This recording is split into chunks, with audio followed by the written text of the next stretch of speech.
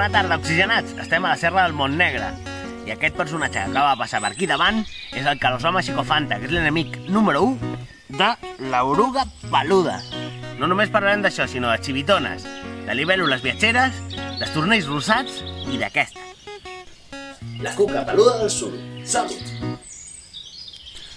I aquí en teniu, a Cap Ras, a la costa de Llançà, un indret que fa una dècada va poder ser salvat de l'especulació, de la urbanització, i s'ha conservat gràcies al moviment que van fer un seguit de gent amb entitats al capdavant, com sabem l'Empordà, i va poder protegir i blindar aquest espai de l'urbanització. Aquest espai està conservat, però altres espais encara necessiten més protecció, com és el cas d'un racó de la Plana Salvatana, el nom del qual no puc recordar, com deia Cervantes parlant de la Manxa, perquè és un indret molt sensible, molt fràgil i molt petit, i que necessita ser conservat i poca gent que hi vagi. Aquests dies que hem estat confinats a casa hem tingut més temps per fer reunions virtuals i poder-nos organitzar per fer estudis i per intentar treballar per tenir un major rang de protecció en aquest espai. Les generacions més veteranes deixem pas a generacions noves, amb gent amb energia, amb empenta, que estan treballant amb moltes ganes. Ens en parla Miguel Ángel Fuentes. Bona tarda, oxigenats. Ens trobem en un lloc molt peculiar, amb un hàbitat molt escàs a casa nostra, com és un prat inundable de terra baixa. És un hàbitat molt sensible i que necessita protecció. Per això, un grup de naturalistes ens hem unit per fer una recopilació de dades i una prospecció per intentar tenir tots els arguments possibles de patrimoni natural perquè aquest hàbitat tan singular es pugui protegir. El que estem utilitzant són eines per detectar la fauna que siguin poc intrusives, perquè hi ha, per exemple, ocells aquàtics que són fàcils de destorbar. Per això, per exemple, utilitzem gravadores automàtiques que hem fet servir per gravar ratpenats i ocells nocturns, i gràcies també a la Casa Olympus, que ens ha cedit aquesta gravadora, hem pogut detectar alguns ocells que canten a la nit tan interessants com, per exemple, el rasclet, que és un ocell que tenim indicis de que està criant, agró roig, moltes espècies de limícols en pas, cuareta groga i d'altres espècies pròpies de zones humides. A més, diverses espècies d'amfibis com, per exemple, el gripau corredor, el gripau d'esperons, la granoteta de punts, el gripau comú, la granota verda i la reineta. I el gripau pintat també s'hi reprodueix. Ja ho veieu, oxigenats, molts dels herbassars que bullien de vida fa una setmana, plens d'insectes, de plantes, de flors, com aquest d'aquí darrere, han estat segats per diferents motius, per por al foc, per estètica, per neteja. Tot i això, encara n'hi ha alguns que estan en bones condicions i que val la pena gaudir-los perquè la primavera encara té uns dies de durada. I fa una setmana va acabar el repte que us vam proposar, que era enviar-nos fotografies de flors, d'espècies ruderals, i n'hem rebut ja 500, una gran diversitat per fer un homenatge a aquesta primavera tan estranya i tan peculiar que hem tingut. I la guanyadora del concurs Herbassars Oxigenats és la Laia Díez, de Rubí, amb aquesta bonica foto. I d'un repte que s'acaba a un que segueix vigent, fotografiar 5 espècies d'abelles de tota mena. Semblava difícil el repte, però és un joc de nens. O de nenes. Mira, aquí hi ha unes cases.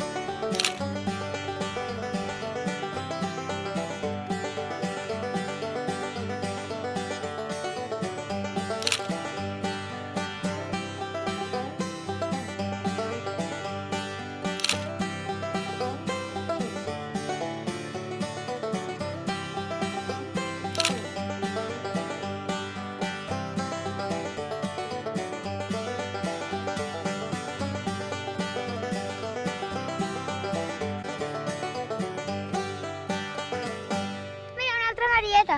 On? Aquí. Hola, quina vista, nena. I ara la previsió naturalista, a cavall entre la primavera i l'estiu. Amb un nou col·laborador, en Pere Luque, expert en libèl·lules i espiedimonis.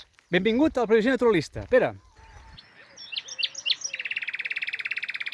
Hola, oxigenats. El mes de juny és el millor moment per veure la papallona més gran de la nostra fauna, la papallona de l'arbós. Depèn estrictament de l'arbós i, per tant, la trobem en ambients mediterranis, com per exemple a boscos oberts, com suredes i matollars on hi hagi també aquest arbust. No visita mai les flors, però en canvi els adults els trobarem atrets per la fruita madura i fins i tot pels excrements.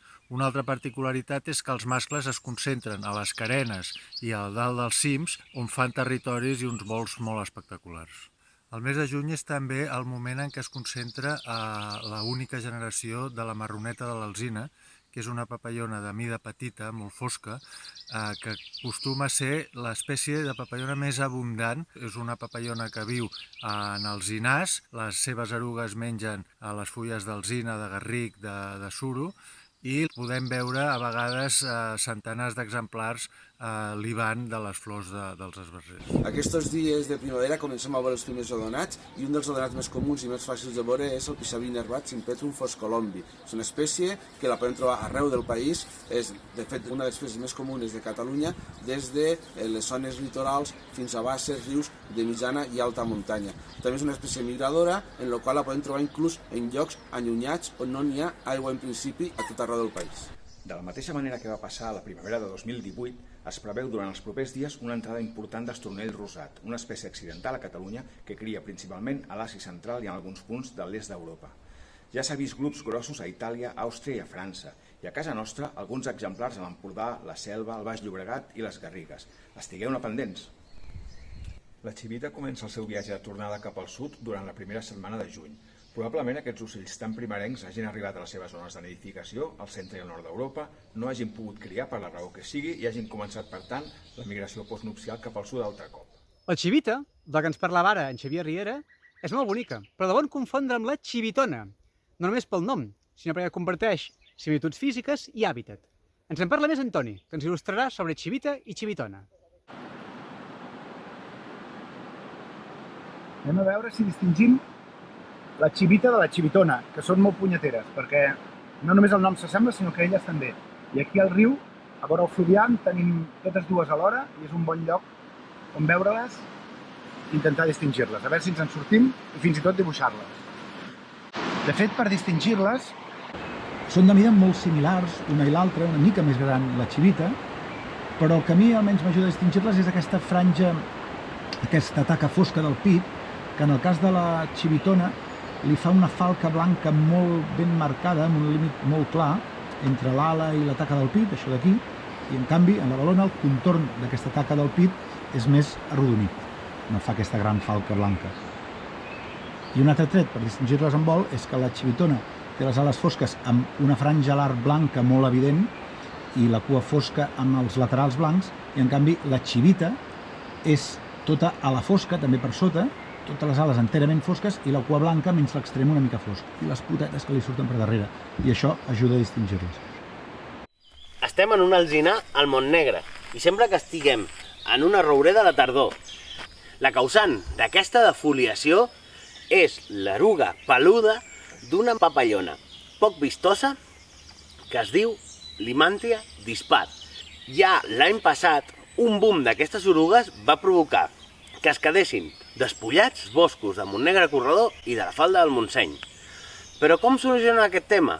És molt delicat, així que millor que ens parli un expert. Us deixo amb el Consta Stefanescu, que és un expert en papallones. El Limantia dispar és una papallona autòctona i per tant no és una espècie invasora, però que tot i així té la característica que ocasionalment fa grans explosions demogràfiques que arriben a defoliar completament a les suredes i als alzinars. Aquesta espècie ha estat molt estudiada tant a Europa com als Estats Units, on va ser introduïda accidentalment, i això ha permès determinar o identificar un complex d'enemics naturals molt gran que inclou més d'un centenar d'espècies de parasitoids, alguns invertebrats carnívors com l'escarbat lluent i també ocells i micromamífers, ratolins i musaranyes, que depreden sobre les larves i les crisàlides. Sembla ser que els episodis eruptius s'inicien quan les poblacions de micromamífers davallen molt i deixen de regular la cuca peluda del suro a baixes densitats. Amb el temps d'un parell d'anys o 3, aquestes poblacions assoleixen aquests nivells tan alts i aleshores una de les possibilitats per retornar-los als nivells inicials és utilitzar tractaments d'insecticides alguns dels quals són biològics, però tot i així afecten de retruc altres elements de l'ecosistema, com per exemple una gran diversitat de papallones. Si no s'intervé, la població de manera natural col·lapsa amb un lapse de temps de 1 a 3 anys perquè les poblacions dels seus enemics naturals, amb un cert retard, també augmenten i arriben a controlar-la. Com a contribució al coneixement de l'alimàntria, he centrat el meu treball de fi de grau de Biologia, dirigit per en Constantí Stefanescu, en l'estudi de les causes de les seves erupcions i també a trobar un bon mètode de seguiment a partir del cens de postes que permeti preveure els creixements poblacionals. Una de les coses que he pogut comprovar és com encara queda molt per descobrir com intervenen els enemics naturals, els depredadors, els parasitoides, els patògens en el nostre territori. Sobretot, cal informar i sensibilitzar la població, que és un procés natural. Sí que és veritat que a vegades pot ser difícil fer ciència que replantegi la gestió que es fa des del territori, però creiem que hem posat la llavor per al canvi de visió d'aquesta problemàtica.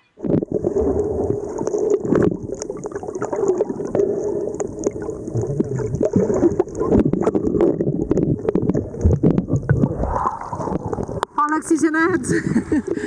I de les erugues peludes i els escarbats acolorits ens n'anem als peixets de colors que podem trobar a poca fondària i que a vegades fins i tot tenen banyetes, els blènids. Aquests peixos petits de menys d'un pam viuen sovint a molt poca fondària, a fons rocosos. De vegades costen de trobar perquè se'n cauen de seguida dins de forats i escletxes de la roca, però si teniu paciència ja veureu que trigaran poc a tornar a treure el cap. N'hi ha un munt d'espècies que d'entrada costen de reconèixer, però amb una bona guia els podreu distingir fàcilment, en funció de les taques, de les ratlles que tenen al cos, però també de la forma i la mida de les banyetes que tenen sovint al cap. Són uns peixos que passen sovint desapercebuts, però que tenen uns coloraines molt vistosos i que són molt xulos. Ara és la seva època de reproducció, per tant, us recomano que us poseu les ulleres, us submergiu i mireu molt atentament, com si estiguéssiu buscant bolets, que segur que en veureu més d'un. De teixir complicitats entre la gent del territori ens en parla sempre en Martí Boada, una persona que navega en diferents disciplines, transitant entre ciència i art.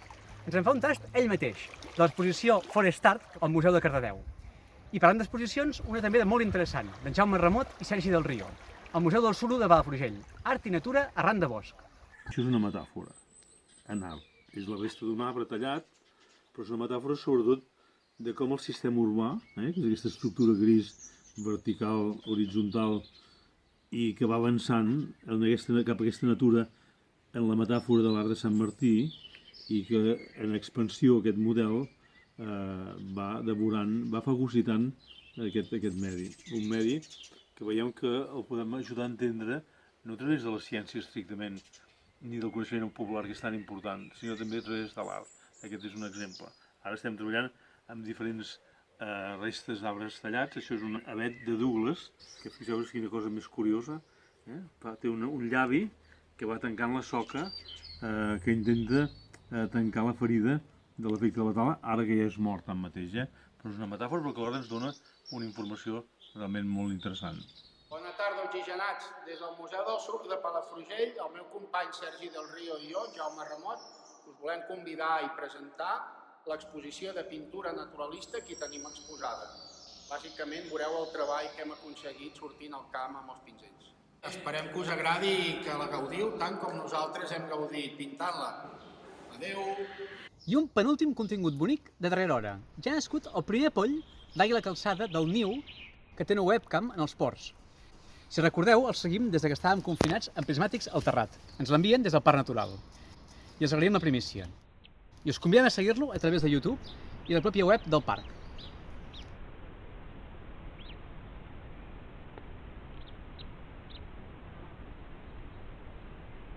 I ja acabem. I quin mes de juny tan estrany. Cada tarda pluges, com ara mateix, que al matí feia sol. Però abans d'acabar ens ha arribat un vídeo d'aquests inesperat, d'aquests espontanis, que és una veritable joia, una perla. Us deixo amb aquest vídeo, que ja veureu de què va.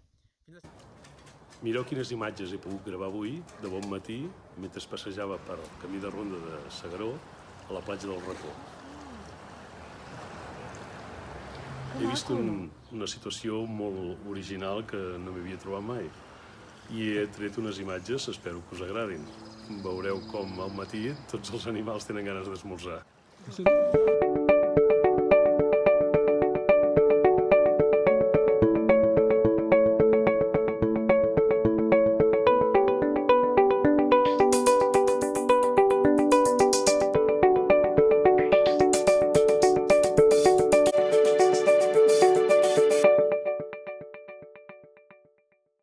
I, com no podia ser d'altra manera, el nostre suport a aquest clam ja global en relació al conflicte racial que hi ha hagut als Estats Units.